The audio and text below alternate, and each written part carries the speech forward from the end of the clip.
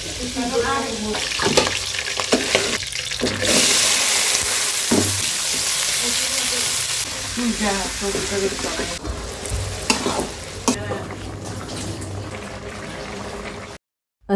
আলাইকুম, সবাই কেমন আছেন? আশা করি সবাই অনেক ভালো আছেন। তো এখানে মাছ কিনেছিলাম, ট্যাংরা মাছ এবং মাগুর মাছ। তো মাছগুলো কেটে ধুয়ে পরিষ্কার করে নিয়েছি। এখন হচ্ছে রান্না করব, শিমের বিচি দিয়ে মাগুর মাছ দিয়ে রান্না করব। তো এখানে আমি 3টা মাগুর মাছকে টুকরো করে পিস করে নিয়েছি। তো এখন হচ্ছে এই মাছগুলোকে ভেজে নিব হলুদ লবণ দিয়ে। এই যে এখানে শিমের বিচি ছিলে কেটে ধুয়ে পরিষ্কার করে নিয়েছি, সাথে কিছু ছোট আলু দিয়েছি, তারপর হচ্ছে কয়েকটা শিম দিয়েছি। এদিকে হচ্ছে মাছটাকে ভাজি বসিয়ে দিলাম। এই তো মাছটাকে এখন হচ্ছে একটু হালকা করে ভেজে নিব। আর এই মাছগুলো একদম জীবিত ছিল, তাজা। তো ভাজি করার পরে একদম টুকরোগুলো ছোট হয়ে গিয়েছে। প্রথমে দেখতেই পেয়েছেন কত বড় করে টুকরো করেছি, কিন্তু ভাজি করার পর দেখি টুকরোগুলো একদম ছোট হয়ে গিয়েছে। খেতে কিন্তু অনেক মজা হয়েছিল। এই তো মাছ ভাজা শেষ। এখন এই তেলের মধ্যে হচ্ছে আমি শিমের বিচিগুলো দিয়ে দিলাম। এখানে 2টা টমেটো দিয়ে দিলাম, দিয়ে তারপর হচ্ছে আদা রসুন বাটা, পেঁয়াজ বাটা, তারপর হচ্ছে হলুদ লবণ মরিচ দিব, দিয়ে তারপর শিমের বিচিটাকে অনেকক্ষণ কষাবো ভালোভাবে। একদম কষানোর মধ্যে 50% সেদ্ধ করে ফেলবো। এরপর হচ্ছে আমি সেদ্ধ হয়ে আসলে পরিমাণ মতো ঝোল দিয়ে দিব। শিমের বিচি কিন্তু শীতকালে খেতে অনেক মজা লাগে। আর শিমের বিচি আমার বাসার সবার অনেক পছন্দ।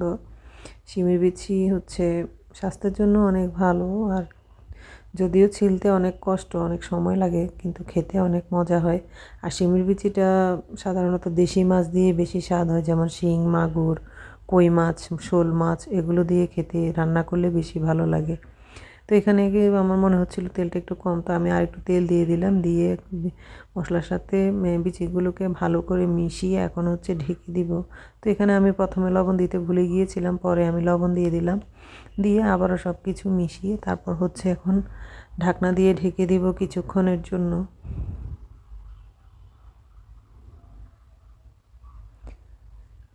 এই তো কিছুক্ষণ 5 মিনিটের মতো রান্না করার পর আমি আবারও ঢাকনাটা তুলে এখন আবারও নেড়ে চেড়ে দিচ্ছি, দিয়ে আবার ঢেকে দিব। এভাবে করে অনেকক্ষণ ধরে, মানে 10-15 মিনিটের মতো কষাবো ভালোভাবে। কষিয়ে তারপর হচ্ছে আমি পরিমাণ মতো ঝোল দিয়ে দিব আর কি।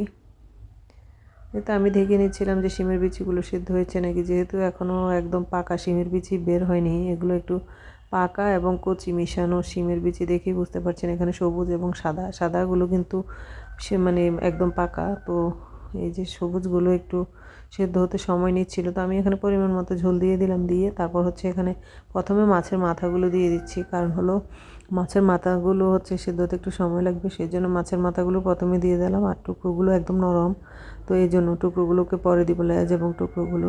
তো মাথাগুলো দিয়ে হচ্ছে আমি এখন কয়েকটা কাঁচামরিচ দিয়ে দিচ্ছি টুকরো করে। তারপর হচ্ছে এখন ঢেকে দিব, সব মিশিয়ে তারপর ঢেকে দিচ্ছি। ঢাকনা দিয়ে রান্না করে 5 মিনিট রান্না করার পর তো এখন ঢাকনাটা তুলে আবারও নেড়ে চেড়ে নিচ্ছি। তো ফাঁকে ফাঁকে দেখে নিচ্ছিলাম যে সেদ্ধ হয় কিনা, কারণ শিমের যে সবুজ সবুজ যেগুলো, ওগুলো একটু সেদ্ধ হতে সময় নিচ্ছিল আর কি। সাদাগুলো সেদ্ধ হয়ে যাচ্ছিলো, আর সবুজগুলো হচ্ছে একটু ছোট কচি শিমের বিচি, সেজন্য এগুলো সেদ্ধ হতে সময় লাগছে। তো সেই সাথে লবণটাও দেখে নিচ্ছিলাম, সব কিছু ঠিক আছে। তো এখন হচ্ছে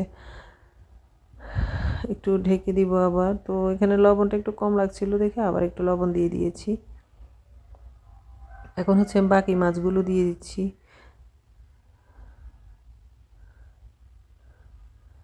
এভাবে শিমের বিচি রান্না করলে কিন্তু খেতে অনেক মজা হয়। আর শিমের বিচি প্রথমেই বলেছি আমার বাসার সবার অনেক পছন্দ। এই যে বিচিটা সেদ্ধ হয়ে গিয়েছে, তো এর থেকে বেশি সেদ্ধ করলে হচ্ছে গলে যাওয়ার সম্ভাবনা থাকে। তো আমার এখন হচ্ছে আমি ধনেপাতা দিয়ে চুলা থেকে শিমের বিচিটা নামিয়ে নিব। একদম দেশি ধনেপাতা, ঘ্রাণ অনেক। তো কেচি দিয়ে কেটে দিয়ে দিচ্ছিলাম ধনেপাতা। একদম সোনায় সোহাগা টমেটো, শিম, তারপরে আলু, শিমের বিচি, মাগুর মাছ, সব কিছু মানে একদম মিলেমিশে একাকার অসাধারণ একটা স্বাদ কম্বিনেশন আর কি। তো এদিকে হচ্ছে আমি তরকারিটা নামিয়ে নিলাম। নিয়ে এখানে হচ্ছে লাউ রান্না হচ্ছিল। আমার আম্মা হচ্ছে চিংড়ি মাছ দিয়ে লাউ রান্না করেছে। তো চিংড়ি মাছ দিয়ে লাউ রান্না আমার পেজে অনেকগুলো রেসিপি আছে, সেজন্য আমি আর এই রান্নাটা দিলাম না। এই লাউ রান্নাটাও কিন্তু অনেক মজা। তো আমার আম্মা হচ্ছে রসুন এবং মেথি দিয়ে এই লাউটাকে ফোড়ন দেয়, এই জন্য খেতে অনেক মজা হয়। তো এখানে ধনেপাতা দিয়ে দিচ্ছিল, লাউ মানেই ধনেপাতা লাগবে। তো ধনেপাতা দিয়ে এখন চুলা থেকে হচ্ছে লাউটাকে নামিয়ে নিবে।